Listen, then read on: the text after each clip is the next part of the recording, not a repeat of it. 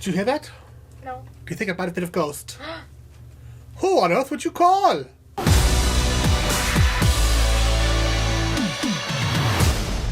Hello, my friends. I'm Professor Hans von Puppet here today with the beautiful Miss Fiona Gray.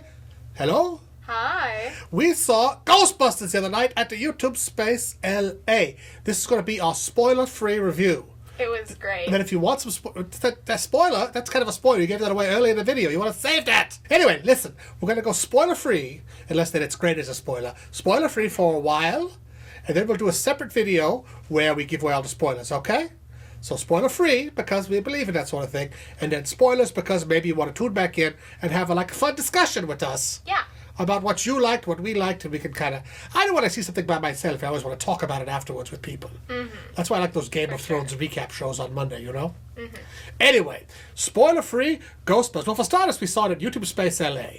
Yes, they had a special screening with Paul Feig. That's right. Paul Feig, the director, who also did Bridesmaids and Spy. And several other very clever, hilarious movies. The guy's a real clever guy. Natty Dresser, too. He's like a total gentleman, very dapper. Indeed, he was. A three-piece suit and a tie. I think he might have had cufflinks on as well. He looked great, and he had funny socks. That's right, he had hilarious, Abe Lincoln socks that were funny. Yeah. Okay, first things first, how did you like the film, Ghostbusters? I thought it was fantastic. It was really fun and, young and bright and just, full of energy. It just kept going. Now, were you a fan of the previous Ghostbusters? Yes, but I wasn't, super connected like I saw it when I was little. I remember it vaguely. Right. You liked it, you were a fan, but you weren't all wrapped up in it. No, you didn't have a lot of expectations. No, I was just it'll hopefully be good or fun, yeah. See, I saw Ghostbusters in the theaters when it was brand new. Back in the 80s, I guess that was. Oh my God. And it was wonderful, hilarious, great. A real groundbreaking piece of cinema back then. Mm-hmm. You know, because it was a comedy, but it looked like a big drama action movie. Cost $8 million, which was a lot of bread back then. Okay? And great special effects, great hilarious action, all that stuff. We all loved the original Ghostbusters, right? Yeah. But you see, I've already had my heart broken by the Ghostbusters because I thought Ghostbusters 2 was garbage. That garbage is a harsh word, but I didn't enjoy it because I was wrapped up in how good Ghostbusters was. Mm-hmm. I didn't enjoy Ghostbusters 2, right? Yeah. Same cast, same writers, and everything. Because it seemed sillier. It didn't make as much sense to me. Mm-hmm. Which one was on top of the roof with Sigourney Weaver being that's Ghostbusters. Ghostbusters 0.0. Okay. Yeah.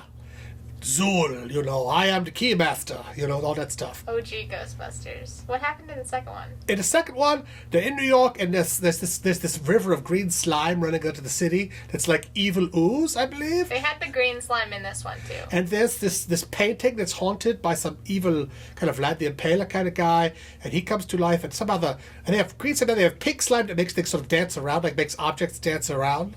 And the big climax of Ghostbusters 2, spoiler, is they get the happy pink slime, and they activate the Statue of Liberty, and they walk down Broadway driving the Statue of Liberty to fight the evil monsters or something. Maybe I didn't see that one. I saw it one time. I did not care for it. But Ghostbusters 2016 with the all-female Ghostbusters team, I think it was terrific myself, I think it was... They changed the plot so much. Yeah, they basically took, some of the old, ideas. Basically, the basis, there's scientists right. No ghosts are a thing, and there's ghosts, and they're trying to figure it out. But I mean, the fact that there are 4 of them, that's the same. But that's it. The individual character archetypes are different. Did all their own thing. Yes. And it was really fun. They used and they had lots of Easter eggs and cookies and stuff like that for fan service, basically. Easter cookies, even. Easter cookies. They were really fun. Yeah, a lot of fan service. Yeah. To me, it was the perfect balance of clever, new, original ideas, new, original kinds of ghosts, new, original kinds of ways of them falling into these circumstances. Plus, it was peppered throughout with little treats for the fans. Yeah. Other little cameo appearances, other really little jokes funny. and references, you know?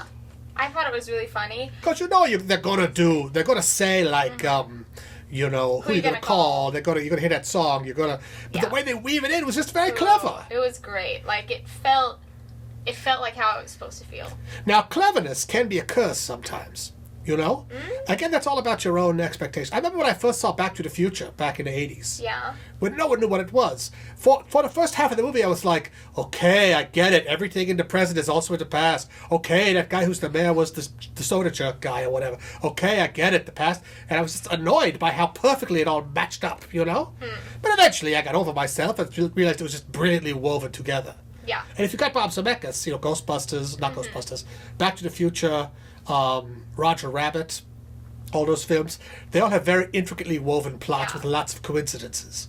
You know, Forrest Gump, same deal. Yeah, and then this movie with the whole, like, woman issue, Uh-huh. I thought, like, they did a great job, and Paul Feig talked about this in the interview, which will probably be on, like, YouTube, Space I think they taped it, yeah. Because in was fact, the whole point of the evening, it was sponsored by some institute. by the Google Science Fair. The Google Science Fair, that's right. Which was recently won by this 17-year-old girl. Right, she cured Ebola or something. No, she didn't cure it. She invented a test for Ebola that you didn't have to refrigerate. Yeah. Which is pretty clever, I suppose. And it was about, like, women in STEM, which is science, technology, engineering, and math. That's right. And all this stuff. And like, there was a woman there speaking about the important... Part of the reason why there aren't more women in science is there are not women role models in science to see in films. In media, yeah. Right. Like they said in the past, like, 1,000 films, there were like 8 of them had girls in them at all. Yeah. Or something. You could look that statistic up yourself. That might be exaggeration. But Hollywood thinks that women opening films do not open films. You know. And basically, what was interesting about this is, like, usually you have the men who are, like, the big complex characters, the leading man, and the woman is, like, one note. Like, she's either, like, mean and we don't like her. Right. She's a shrew, says you can't play with your toys. Or she's just, like, sexy and, like, unattainable. An object of desire or something. Like, a MacGuffin, if you will. But so in this movie, all 4 of these women are, like, complex, full characters, real people. Yes. Who are, like, smart and successful and all of this stuff. Well, relatively successful. Actually, they're kind of unsuccessful. That's sort of because it's a comedy, right? They've got to be underdogs, or it doesn't really work out. By the end, it all shuffles out. That's true, and it all kind of works out. And it's just it was very entertaining the way they were all connected. It was very entertaining the way they all knew each other and what the interpersonal relationships were. Yeah. It was what very each of their like strengths original were. And fun. Oh yeah. And like cute and silly and cool. And so. Really, you should go see it, yeah? Yeah, I think you should go see it. I think you will like it. Now, I warn you that just because I say you will like it does not mean you will like it. You know, I like people who I know, so I didn't like it. But you know, if you're gonna hate it, you should go see it too. You should still go see it. Because then you'll have so much fun hating it and like telling everyone, oh my god, Ghostbusters was terrible. Oh, you're talking about hate watching? Yeah. I do. I hate watch some things. They would love to. You should go do that. Are there YouTube channels that you hate watch? You go, I can't believe this guy's a channel. Oh, and you watch it, you go, a million views, can you believe this guy? I don't have time for that. You do that a lot, though. No, just as research, you know. Yeah, I guess. Because I'm kind of a student of the whole YouTube environment. I like to like things. I like to like things, too. Yeah, like, I'll watch bad daytime television that's a and great be like, point. this is so much fun. I like to like things, you know? Yes. I think a lot of critics, a lot of reviewers, like to not like things. There's a good quote, I think it's by, like, Hank Green or John Green. But it's about, like, nerdiness and, like, liking things unironically. You should find it and put it right here. Hank, when people call people nerds, mostly what they're saying is, you like stuff. Which is just not a good insult at all. Like, you are too enthusiastic about the miracle of human consciousness. But yeah, I believe in liking things. Like, when I go to a film, I want to like it. It's more fun if you like it. Now, you get sort of an endorphin hit by winning an argument, you know, or by being smarter than somebody, or by being superior. Yeah. And I guess if you point at films and go, well, that was stupid, and that was stupid, and that was stupid. Oh, I'm so smart for pointing out how stupid that was. It makes you feel good about yourself. Yeah. Okay? Like those videos that are like everything wrong with like Twilight or something. Right, those are quite entertaining, but they are just nitpicking mostly. I always, especially if it's a movie that I like, I always never watch them because I'm like, it'll make me like sad and not like it. Oh, I mean, there's a million plot holes in Ghostbusters. Like, there's a million plot holes in like the Bible. I don't know, everything. In like my life, you know. Just are there? Now, certain things are so riddled with plot holes, and if they fail to catch you, that's all you can see. But to me, the art of watching movies and enjoying movies is trying to lose yourself in them. Suspension disbelief, exactly. Yeah. So you got to go with an open heart and try to enjoy it. And here's the thing. I think if you don't like this Ghostbusters, I'm going to put that on you. I think you're going to have your own baggage.